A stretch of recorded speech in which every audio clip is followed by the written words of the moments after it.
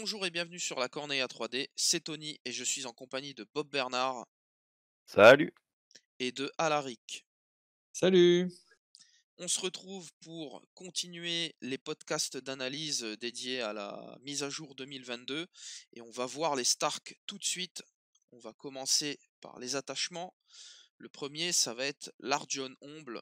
Donc lui, simplement le To The Last qui a été modifié, comme on l'a vu ailleurs, que ce soit en Baratheon ou en Greyjoy. Donc capacité innée, 2 fois la possibilité de rester en vie sur un test de morale avec un PV restant, et toujours la Furious Charge pour ce personnage. Ouais, c'est pas mal. Bon, on l'avait déjà, donc il y a pas de grosse surprise. Mais c'est vrai qu'on a beaucoup de capas en Stark, où c'est intéressant d'être à plus qu'un rang. Donc se dire: «Bah, je vais rester en vie avec plus qu'un seul rang, plusieurs fois». Si on se débrouille bien, au hasard, je prends les Ombles, hein, qui ont, Unyielding. Donc si avec un To The Last, on reste en vie, d'ailleurs, on va se prendre le test de panique, mais on s'en fout parce qu'on risque de le réussir. Parce que si on le rate avec 2 blessures en moins, bah, il faut vraiment faire un 3 pour crever. Donc il y a bien moyen de rester en vie, donc et derrière, les berserkers ou les grandes haches qui tapent, bah, ça fait plaisir. Donc moi je pense que, je vais le tester. Ouais, pas mieux, bah, c'est très bien, hein. C'est très, très bien, franchement, voilà encore une belle amélioration, donc qui va fortement les buffer, hein. Mmh. Oui, puis on va voir ça, on va pas spoiler, hein, mais sur les unités à venir, on va voir, que cet attachement, il va avoir sa place, même si, il coûte 2 points, hein, si je dis pas de bêtises, c'est Tout ça? à fait. Ouais, oui. Bon, c'est un petit budget, mais je pense que ça en vaudra la peine. On va ensuite passer sur Mirarid. Donc elle a changé, en fait c'est son ordre qui a changé, on verra, également sur les unités. Donc ce sont les pièges cachés, les hidden traps. Donc en fait, cet ordre-là, il reste pareil qu'avant. Vous pourrez faire, les effets des touches, à l'adversaire quand il s'activera, quand il fera une action, pardon, c'est pas quand il s'active pas quand il s'activera, décidément j'ai du mal. Ou alors, le petit effet qui a été ajouté, vous pourrez choisir que cet ennemi, quand il fera une action, eh ben, il aura -1 en mouvement jusqu'à la fin du tour. Ouais, déjà, on est passé à une touche en plus, parce qu'avant c'était, une touche, par rang restant. Maintenant c'est une touche plus une par rang Ouais, restant. juste, Donc j'avais pas vu ce détail, oui. déjà, une unité qui s'active, qui va charger, elle va se prendre 4 touches. C'est con, hein, mais ça peut faire perdre un rang. Ça peut faire perdre un rang, donc une unité un peu fragile qui va charger, bah, déjà elle va hésiter et ça va être ça à chaque action. Donc je prends un exemple, si vous avez 2 fois les pièges, avec les Cranog qu'on reverra après, mais bon, il y a pas trop de spoil là-dedans. Quand on a Mira et qu'on a des Cranog aussi un peu plus loin, imaginons qu'on a des Bastard Girls par exemple qui vont tirer et charger, elle va se prendre, 4 touches, puis après encore 4 ou 3 touches, avec 6 d'armure, pas rigoler. Et puis, bah, le -1 en mouvement, ça, c'est vraiment énorme parce que, ben, voilà, il y a des moments où l'adversaire va tenter une charge un peu compliquée, bah, on va lui rajouter un sondé au final. Et puis moi, ce que j'aime beaucoup, c'est la possibilité de se dire: l'adversaire, il va calculer. Il va calculer, il va se dire: «Bon, bah, voilà, heu, j'ai, hem, j'ai ma carte, par exemple Rush of Agression pour charger à 6, donc j'ai mouvement 5, je me mets à 11 et je suis bien». Bah, là, il va falloir qu'il se mette à 10 parce qu'il sait pas si tu vas pas utiliser le -1 en mouvement.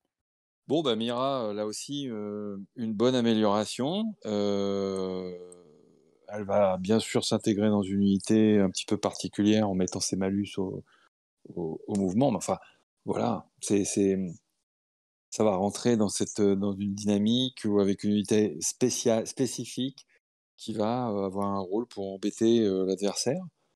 Sur le coup comme ça, quand on regarde la capacité, on se dit: «Ouais, bon, bof», mais en fait, c'est beaucoup plus subtil qu'il n'y paraît. Voilà, très, très bien. Mmh. On va ensuite avoir un up pour, Bran et Odor. Donc en fait un up, très simple, hein, ils perdent un point, donc ils vont coûter un point. Avant ils étaient à 2. Toujours pareil, hein, au niveau des capas, vous ferez, plus une wound, quand vous attaquerez, donc en attaque de mêlée, et vous aurez une fois par partie l'occasion de sacrifier Odor pour faire une retraite à 6. Ouais, ben, Odor, déjà un point, j'avoue que je sais pas si je le joue. Alors 2, c'était même pas la peine d'y penser. Là, à 1 point, bon, on pourra se poser la question. Parce que, une wound en plus pour 1 point, bon, pourquoi pas, c'est déjà pas fou. Le deuxième effet, c'est très anecdotique, mais ça permet d'avoir un loup en plus. Donc si on veut jouer un loup, si on veut jouer Summer, profiter des attaques gratuites de Summer, parce que comme avant, hein, si on attaque Bran, Summer peut attaquer. Donc si vraiment on veut optimiser ça, pourquoi pas, mais je pense pas qu'on le verra beaucoup plus. Ouais, ça tiendra pas la corde, je pense, dans le nouveau Stark, mais c'est bien qu'on ait la possibilité. En fait, c'est jouable. C'est jouable, ça permet de rajouter un loup. Avant, ça l'était pas du tout. Bon, là, cette fois, on a la possibilité de le jouer. Très bien. Bon, ça va pas changer grand-chose, mais c'est bien. Ouais, c'est ça. Ensuite, on va passer sur les modifications de NCU. Donc la première, ça va être Sansa Stark. Donc elle, une fois par partie, quand Sansa s'activera, vous pourrez récupérer une carte tactique de votre défausse jusqu'à votre main. Et à chaque fois que Sansa s'emparera d'une zone, vous pourrez remplacer l'effet par récupérer une carte tactique de votre défausse jusqu'à votre main. C'est vraiment un très, très bon changement. Pareil, c'était un NCU qu'on ne voyait pas vraiment parce que, le problème, c'est qu'avant donc, il y avait que le deuxième effet et en plus, c'était que 2 fois par partie. Donc ça veut dire que, il fallait remplacer pour aller récupérer une carte. Alors que, par exemple, prendre l'enveloppe, on va aller piocher 2 cartes, mettre un token, donc c'est quand même beaucoup plus rentable. Donc fallait vraiment avoir une carte super forte pour se dire: «Je vais peut-être le remplacer». Là, ça veut dire qu'à chaque fois qu'on prend, on va prendre, enfin qu'on va l'activer, prendre une zone, on peut récupérer une carte. Le combo évident, c'est, bah, je mets Sansa sur les épées, je vais récupérer Assaut Order dans ma défausse et paf, je fais encore une charge gratuite. C'est extrêmement fort. Là, je pense qu'on va la revoir beaucoup, beaucoup parce qu'il y a quelques très bonnes cartes quand même, en Stark, donc ne serait-ce que pour Assaut Order, maintenant, elle vaut le coup. Bah, tout à fait d'accord. Elle est emblématique de ce qui s'est passé avec le Stark, c'est-à-dire que le Stark, il était c'était devenu un bloc où on jouait systématiquement les mêmes NCU, les mêmes types de composition, plutôt défensives.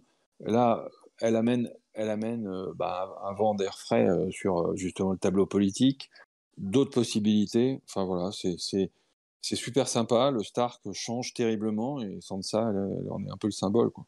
Mm. Ouais, c'est vrai que, mais comme tu dis, hein, le tableau tactique, c'était pas trop ça, parce que niveau NCU, bah, il y avait Ned.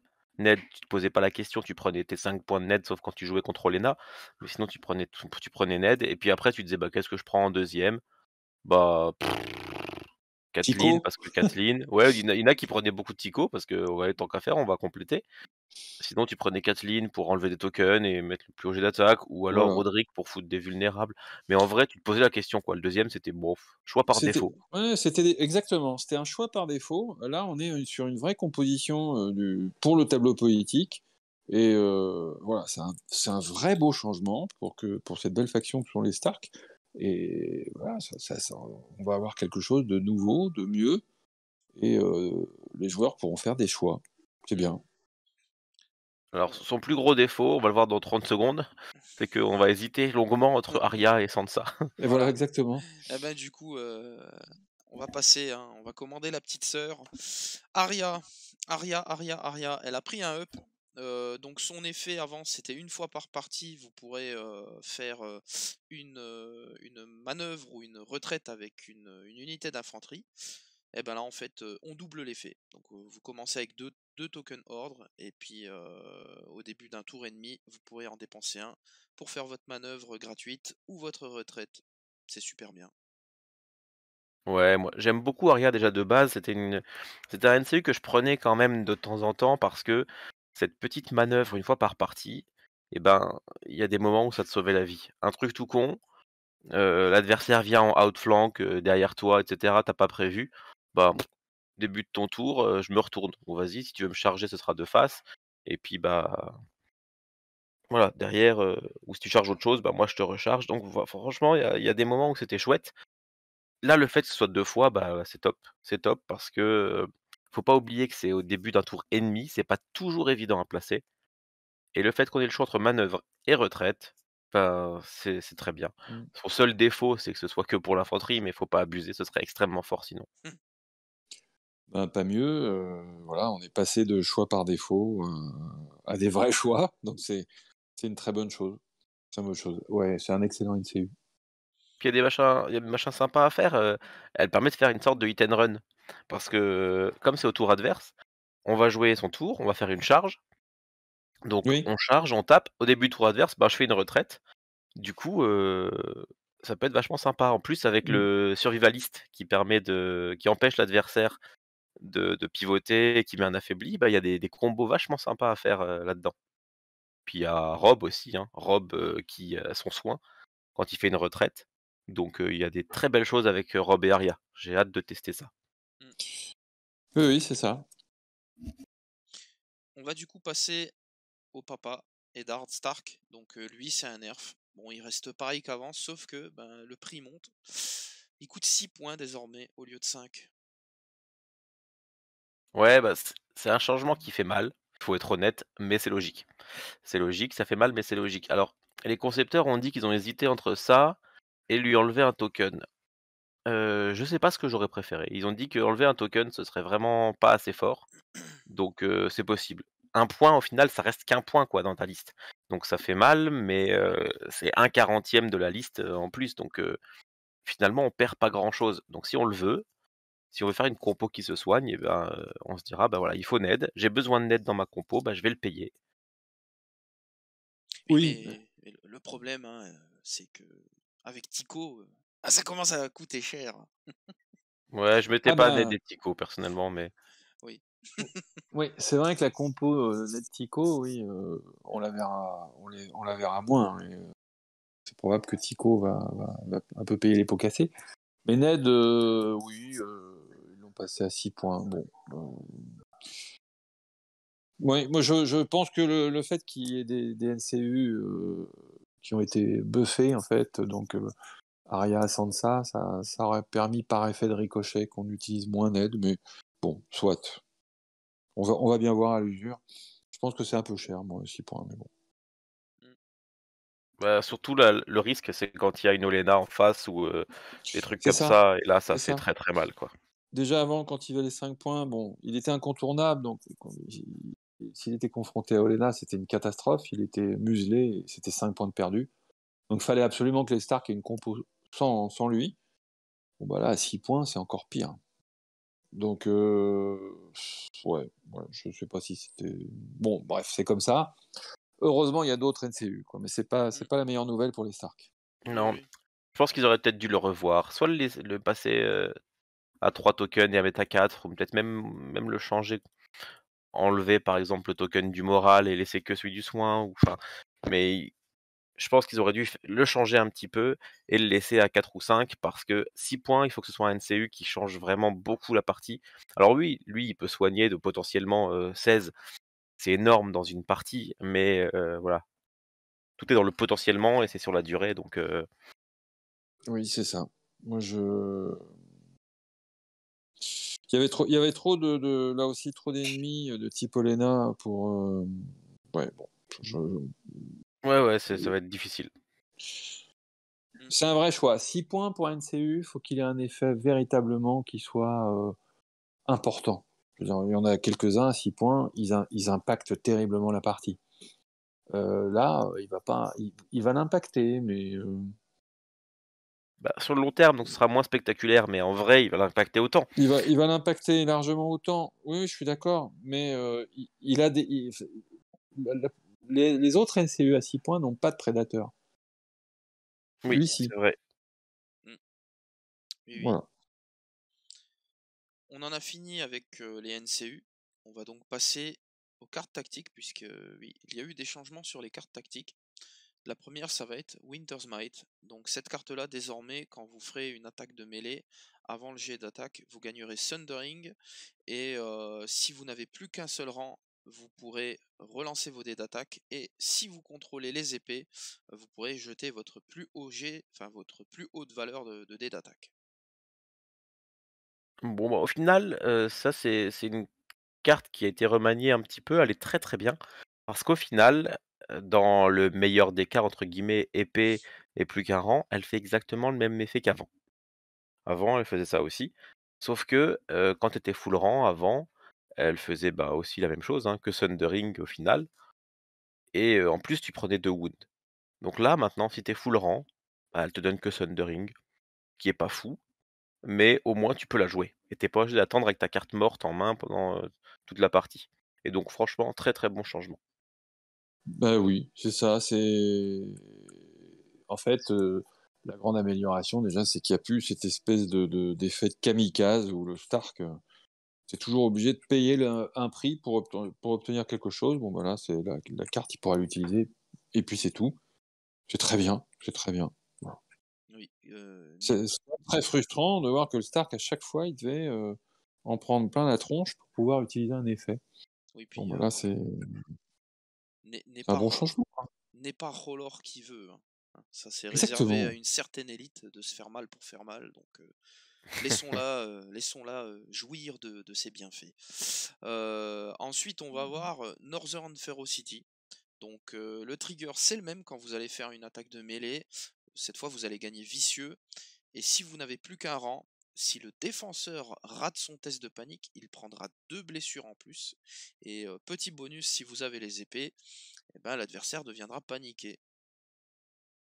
Alors là, j'ai un petit problème de lecture avec cette carte. Actuellement, je n'arrive pas trop à savoir si, le paniqué est lié aussi au fait d'avoir plus qu'un seul rang. Parce que quand on voit Winter's Might, on voit que le fait de contrôler les épées va, à la ligne, c'est à part, c'est un paragraphe à part. Là, ça fait partie du même paragraphe. Alors soit c'est encore une erreur, ce qui m'étonnerait absolument pas, Oui. soit elle est Oui. différente. Mais je pense que c'est une erreur, on Oui, va oui, considérer que c'est une je erreur. pense que tu mets le paniqué, quoi qu'il arrive, si tu as Voilà, les parce que c'est épées. le même principe. Premier effet vicieux, ça compense le Sundering, donc voilà. Si on n'a plus qu'un rang, encore un effet, et si on a les épées, encore un effet. Donc je pense que c'est comme ça qu'il faut le lire. On va le lire comme ça pour le podcast. Donc très intéressant, au moins vicieux et si on a les épées paniquées, ça c'est vraiment sympa. Avant, il y avait pas cet effet paniqué, il y avait pas si on contrôle les épées. Il y avait que les 2 premiers effets et on se disait, enfin moi ça m'est arrivé plein de fois de me dire: «Bah voilà, je joue ça et bah l'adversaire réussit son test et puis fini quoi» et tu jouais une carte qui était souvent morte. Là, le fait de pouvoir poser ce petit paniqué, bah ça peut tout changer. Oui, c'est vrai. C'est vrai, je pense qu'il faut la lire comme ça, sinon ça a pas trop de sens. Heu et oui, oui, c'est une bah, de toute façon, c'est une carte qui a été améliorée, si on la lit bien. Ouais, ouais, ouais, puis elle a été, bah, pareil, hein, redesignée pour éviter les wounds et ça c'est parfait. Oui, Ouais. parfait. Oui, oui. Même, même effet que la carte précédente. Mmh. Mm. On va du coup avoir en dernière carte tactique une carte de l'Arjon Omble en version commandante, bien évidemment. Toujours une carte que vous allez utiliser en attaque de mêlée quand une unité va attaquer. Donc vous allez cibler. Alors si vous ciblez une unité qui est maison Omble, donc House Umber, le défenseur deviendra paniqué. Ensuite, votre unité pourra subir jusqu'à 3 blessures et si vous lui avez fait ces blessures en plus, votre attaque va faire ce nombre de blessures que vous vous êtes infligé, plus une. Donc en fait, vous pouvez vous infliger jusqu'à 3 blessures pour en faire subir 4. Donc là, lui, je me demande ce qu'il fait là. Hein. On aurait bien aimé l'avoir chez Rollor, mais il est au nord. Voilà. Bon.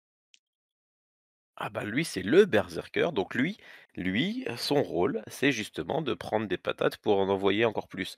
Et donc là, qu'ils aient limité ce système-là à ce NCU, à ce général-là, c'est tout à fait logique. C'est les unités qui vont avec, c'est beaucoup plus logique et beaucoup plus intéressant. Et cette carte-là, ben, il y a énormément de choses à faire. C'est une excellente carte, il y a pas d'autre mot. Donc il y a des situations où elle est moins bonne que l'ancienne. Je prends, typiquement le cas où avant on l'utilisait sur de la stand, parce que l'ancienne, on rajoutait une wound en plus pour, +1 par rang détruit. Donc quand on faisait ça sur un last stand, on faisait 4 wounds d'auto sans contrepartie. Là, il va falloir la jouer intelligemment. Alors ce qui est intéressant, c'est qu'on pourra la jouer quand on est full rang. Parce que quand on est full rang, se prendre 3 wounds pour en faire 4 et s'assurer un one shot par exemple, c'est excellent. C'est excellent. Pour tuer des trucs un peu résistants, je pense à du dragon. Du dragon qui peut diviser les touches avec Mother of Dragon, du géant. Le géant qui se prend déjà 4 wounds, il va pas rigoler. Des choses qui divisent les touches par 2, des drone men, des choses comme ça. Donc voilà, une super carte et puis petit combo gratuit, c'est avec Shaggy Dog. Shaggy Dog, si on veut, on on va se faire des wounds et comme ça après on tapera encore plus fort. Oh, t'as tout dit, hein, mais c'est brutal. Là, c'est brutal, hein. Et ça va amener justement au Stark la possibilité d'être. Ça va lui amener de la polyvalence, effectivement, de pouvoir faire peur à des grosses bêtes, aux dragons, aux géants, qui vont pas rigoler en imaginant affronter ce général et cette carte, quoi. Et je sais pas si je vais ouvrir la boîte de Pandore, mais eux, avec cette carte-là, avec la cave Tully. Ah bah ça c'est un truc qui est déjà t'inquiète pas, on en parle déjà Oui. Ah, mais chez les Stark. T'inquiète pas, j'ai raté le train. t'inquiète pas, Caftuly avec 10 dés plus 4 wounds d'auto pour s'assurer un one shot. Ça va faire mal. Ça Au va faire hasard avec très un très petit mal. Devastating Impact ou un Winter is Coming ou un Warcry, enfin tout ce que tu veux pour vous sera paniqué vulnérable. Voilà, 10 dés, 4 wounds, paniqué vulnérable. Bon bah voilà, Stark redevient une armée où tu peux te dire merde, je vais me faire charger, je vais me faire défoncer. Et en plus derrière, voilà, il y a ce qu'il faut pour aller avec. Ouais. Enfin là quand même sur la cave, il y a quand même un côté la montagne. Je suis désolé, mais là. Ouais, après faut pas oublier qu'on se prend 3 wounds. Oui, Heu, oui, mais c'est 3 wounds dans une unité à nous qui vaut 8 points, bah, Ah, tu peux ça te fait le permettre. Je suis tu désolé. peux te le permettre, mais voilà, tu pas le soin que tu avais avant, Oui, mais oui, mais bon. tu peux te Si le permettre, tout à fait. pour raser un pack adverse, ça se prend, hein. Bon, enfin bref. Oui. Oui, mais Euh, ça reste. Oui, il y a ce qu'on fait, il y a ce que l'autre croit qu'il va subir. Quand on voit une cavalerie avec ce général se pointer à l'horizon, on se dit oula, oula, oula, oula, faut que je me méfie. Et même sans jouer la carte, ne serait-ce que si l'adversaire a peur de voir arriver ce truc-là, ça va impacter la partie, donc c'est très très bien. clairement. On va ensuite passer aux modifications d'unités qui ont été faites. Il y en a un petit paquet. On va commencer avec les grandes haches de la maison Omble. Donc eux, aucun changement a priori, si ce n'est sur la capacité d'attaque, donc vous gardez Sundering. Par contre, l'ennemi subira -1 à ses jets de sauvegarde pour chacun de vos rangs détruits. Donc en fait, là, il y a un Sundering qui va s'enfoncer dans l'armure de plate, bien comme il faut. Quand vous aurez perdu des rangs, évidemment. Ouais, alors, moi j'attendais qu'une chose, c'est que ça redevienne ça. Parce que ça a été ça, il fut un temps, dans un document obscur, interdit. Mais voilà, ils étaient comme ça, pendant le fameux leak et moi j'aimais bien l'idée parce que je me disais: «Bah, voilà, au moins les grandes haches, on sait à quoi ils servent. Ils servent à péter les armures». C'est une unité redoutable, franchement, et elle doit l'être. Mm. Ouais, franchement, Donc, c'est sympa parce que du coup, bon, bah, voilà, de base, on fait Sundering, donc ça, comme avant. On perd un rang, donc on passe à -2. On a 6 dés toujours, donc on perd qu'un dé, mais il y a -1 encore à l'armure. Donc déjà là, ça commence à pas rigoler et puis après quand on est à -3 à l'armure, voilà, puis je crois que c'est Kathleen, hein, Kathleen qui permet de taper son maximum de rang. bah, Kathleen, Winter's Might, Voilà, donc, Northern, c'est quoi? C'est le North se souvient, North Remember, qui permet aussi de taper à son plus haut jet d'attaque. Donc il y a plusieurs mécaniques comme ça. Il y a aussi le champion Omble, hein, qui donne Insight, donc pareil, taper avec son plus haut jet d'attaque. Il y a quand même des belles choses à faire. Alors oui, avant, il y avait un potentiel de dégâts plus important parce que le fait de faire plus de dégâts à la panique, ben, forcément ça augmentait le maximum de dégâts. Là, on n'augmente pas le maximum de dégâts, mais on s'assure à ce que nos touches, elles fassent, quasiment des blessures auto, quoi. Mhm. Ouais, puis là, on a une unité qui va clairement s'occuper des grosses armures. C'est bien d'avoir cette option-là. Ouais, elle aura son Ouais, rôle qui est clairement défini, quoi. Voilà. c'est ça, et c'est très bien. Donc ça va être une unité, c'est une unité solide hein, quand même. Hein. Mm. Elle a un peu tout. Mais ils vont extrêmement bien s'entendre avec les Iron Makers, qui vont leur foncer dessus, qui vont prendre les 2 pillage tokens en pétant les 2 rangs. Et derrière, eux, ils vont taper, merci. Puis Ils vont se prendre du moins voilà, 3. voilà. Ça va Donc bien se passer. voilà, très très bien se passer. On va ensuite avoir les Stark Outriders qui sont pareils, mais là, un super up. Ils passent à 6 points au lieu de 7. Donc là, cavalerie légère qui coûte 6 points. Que dire, que dire, que dire. Bah, c'est très bien. C'est très bien, je pense que c'est une bonne chose. Faut pas oublier que ça touche à 4+, donc c'est pas une unité qui va être, très létale. Mais voilà, c'est de la cavalerie légère, c'est quand même 4+ d'armure avec la retraite, donc elle va pas être facile à tuer. Mais elle va rajouter du soutien pour les unités, et les autres unités qui sont autour, donc mettre des tokens, de flanc, voilà, puis faire du mouvement, pouvoir contourner l'adversaire, c'est une bonne unité. Je pense elle va être bien. Alors ce sera pas l'unité qu'on va spammer, hein, c'est clair, mais voilà, des options tactiques, en plus qui vont faire plaisir. Oui, c'est ça. Autant à 7 points, elle était vraiment trop chère, autant là, elle est vraiment jouable. Elle est rapide, elle s'en va quand on lui tape dessus, elle amène des tokens si elle frappe de flanc. Bref, elle est très bien. Mais elle valait pas 7 points. Donc là, 6 points, elle est à son juste prix. Et pour peu qu'on veuille bien l'utiliser en soutien, effectivement, Bob a raison, c'est une unité de soutien. Elle jouera parfaitement son rôle. Hmm, C'est pas une cavalerie de rupture, c'est une cavalerie de soutien. hmm. On va ensuite passer, pour le coup, là maintenant, sur la cavalerie lourde. Alors, on a vu les légers, maintenant on va voir les poids lourds. Pas beaucoup de changements, si ce n'est la lance, comme les autres cavaleries qui ont cette attaque de lance. Donc elle va garder son Humbolden et donc la lance Sundering. Quand vous chargerez, ça sera plus de dés d'attaque pour chaque rang restant dans l'unité. Donc vous allez charger avec 10 dés d'attaque. Oui, c'est ce que je disais tout à l'heure, hein, avec le Berserker Tactics.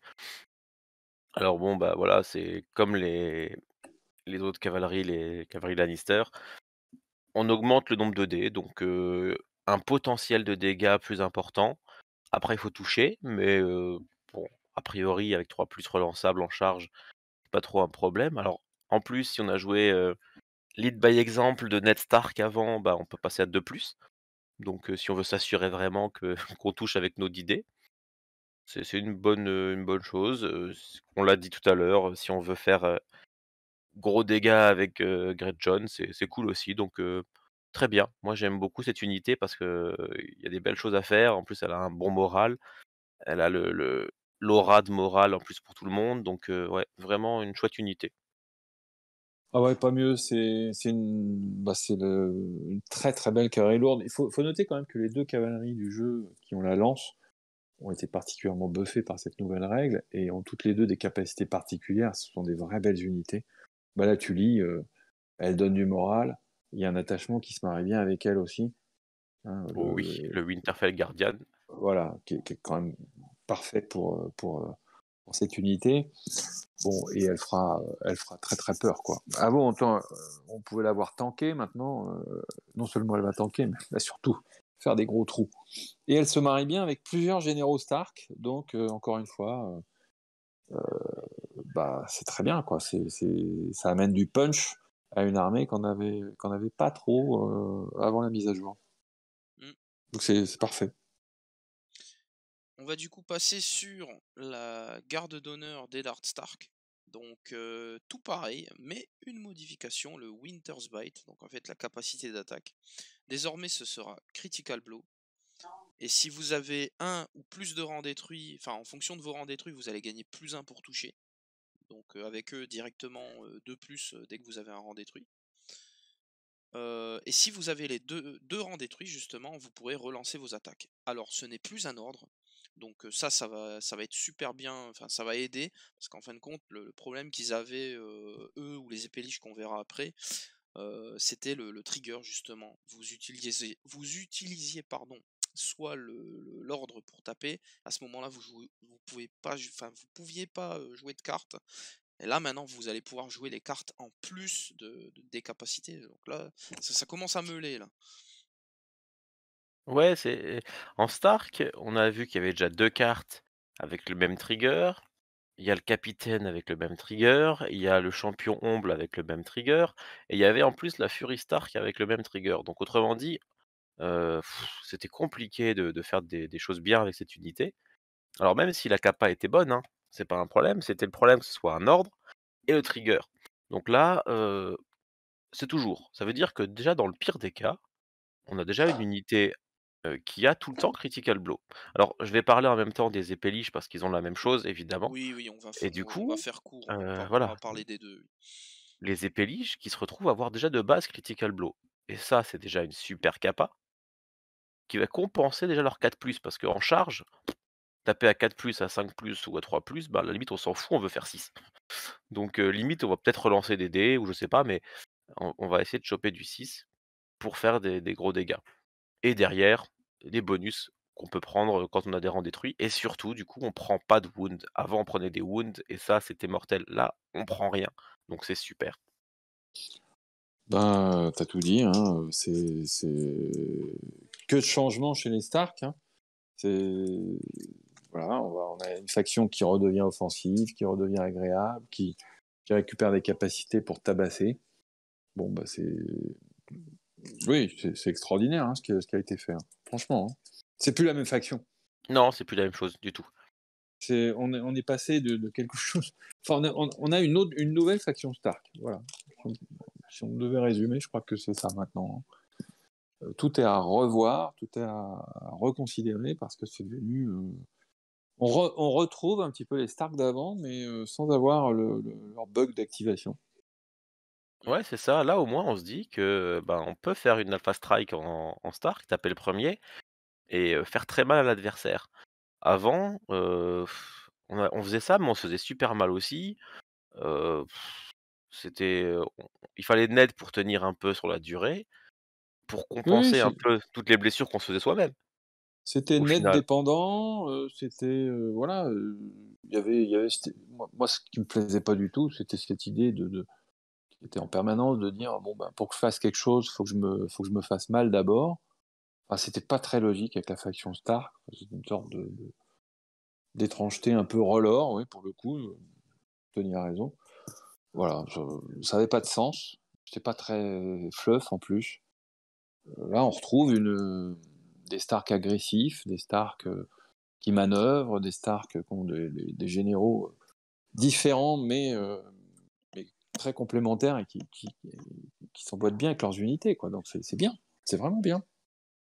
Ouais, c'est ça, on a une armée agressive à combo, vraiment, moi, ça m'intéresse beaucoup et on n'a plus besoin de jouer net pour compenser tout ce qu'on se prend dans la tronche et Oui, puis, on peut toujours le jouer si on veut et puis c'est complètement différent. Comme tu dis, c'est une faction différente. Moi, je déplorais ça justement dans le premier podcast, hein, sur 2021 en me disant que Stark, je trouvais que c'est devenu une faction défensive. Alors, on était d'accord ou pas, c'était pas la question, mais du coup, moi, je les ai joués toute la 2021 comme ça, très défensifs. Heu, c'était chiant parce que oui. tu vas prendre tes objets, alors super, l'adversaire, il va pas réussir à tuer tes cartes Stark, c'est génial, on s'est bien amusé. C'est chiant, c'est un gameplay qui est chiant. Là, au moins, bah, on va y aller, on va taper, on va se faire plaisir et on gagnera pas toutes nos parties, mais on va se faire plaisir et c'est ce qui compte. Mmh. Ouais, je suis complètement d'accord. On va passer à la dernière unité, donc les Cranogmen, hein, les Paludiers.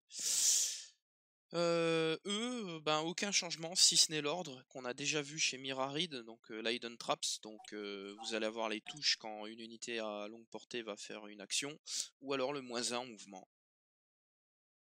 Ouais, bah, rien de plus que ce qu'on a dit tout à l'heure, donc je pense que ça sera surtout utile dans des armées particulières, notamment, Cranog, les armées, Reed, parce que sinon, pour 5 points, je pense qu'on préférera quand même les épéliges.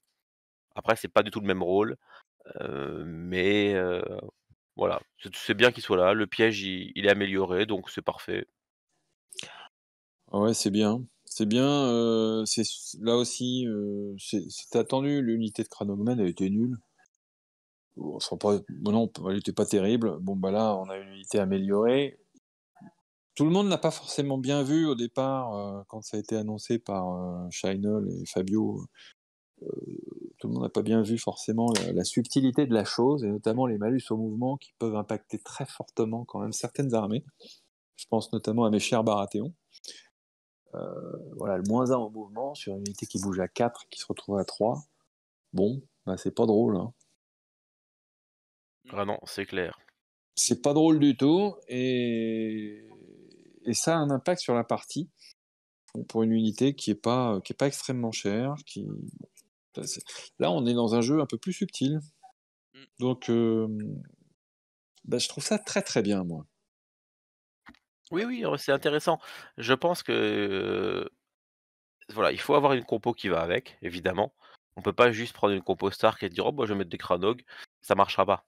Mais si on réfléchit sur la compo en se disant: «Bon bah, voilà, je vais jouer un peu plus défensif quand même, avec du tir, avec des Cranog, avec les pièges, pourquoi pas en plus Mira pour faire 2 fois les pièges, plus, les cartes d'Olandrid qui vont bien». Bah, voilà, on peut vraiment jouer une armée à thème, Cranogman et heu et voilà, Et c'est un peu les ça contrôles match, des ouais. Stark. C'est ça, et ça matche bien. Il y a effectivement certaines armées qui vont pas du tout aimer. Les armées les plus lentes vont pas apprécier de se faire ralentir à nouveau. Enfin, il y a quelque chose à faire. Franchement, il y a quelque chose à faire. C'est une bonne chose. Ouais. Je pense que vous avez bien résumé ce qui était devenu, enfin ce que va devenir, on va dire ça comme ça, la faction Stark au moment où on a parlé de la garde d'honneur et des épéliges. Je vous demande quand même si vous avez un petit mot à ajouter sur les changements 2022 pour cette armée, pour conclure. Ouais, Bah, je peux. Tu veux commencer, Nathan? non, vas-y, vas-y. Ben moi, je trouve que c'est la plus belle, la meilleure surprise de la mage. Il y a eu, toutes les factions ont été impactées par les changements. Il y en avait deux qui étaient franchement en retard, c'était les Baratheon et les Stark. Mais le vrai changement en profondeur, c'est les Stark qui l'ont eu, c'est pas les Baratheon. Il y a un changement profond des unités, de la philosophie de jeu. On est passé d'une faction qui était globalement quand même assez défensive vers quelque chose de beaucoup plus brutal et qui ressemble vraiment aux Stark. Je trouve que voilà, elle a retrouvé son identité, cette armée, et les joueurs Stark vont se retrouver. Je crois que la plupart étaient très malheureux, et maintenant ils vont retrouver leur armée de cœur et s'amuser avec. Voilà ce que je peux dire moi.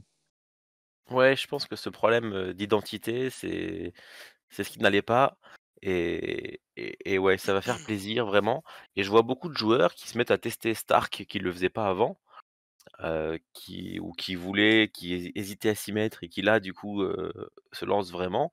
Moi, ça fait quelques mois là que je m'étais un peu démotivé des Stark parce que le gameplay défensif, parce que voilà, tu tournais un petit peu en rond, et ben là, je suis quand même très content. Alors, forcément, sur le coup, quand on voit Ned qui passe à 6, au départ, on se focalise un peu là-dessus, on se dit: «Purée, Ned est passé à 6, mon monde s'écroule, quoi». Mais en vrai, non, en vrai, il faut juste réfléchir différemment, il faut jouer différemment avec, les armes de la faction. Là, comme tu dis, l'identité est claire.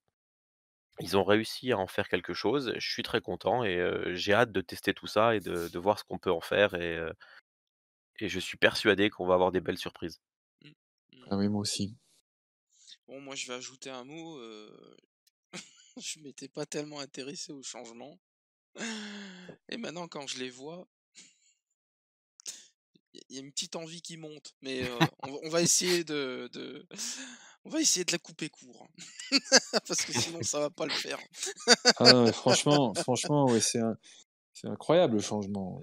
Ouais, non, franchement, C'est. enfin, vu comme ça, ouais, ça donne envie. Enfin, perso, moi, ça me donne envie. Mais bon, on va essayer d'être raisonnable. Il y a un beau starter en plus, hein. Oui, oui, ouais, Ah, justement, magnifique. justement, justement. Les figurines sont splendides. Ouais, moi, On peut faire la pub hein, pour asoyaf.fr au passage. Qui en a eu, c'est vrai. qui en aura encore. Donc foncez hein, avant que je fonce.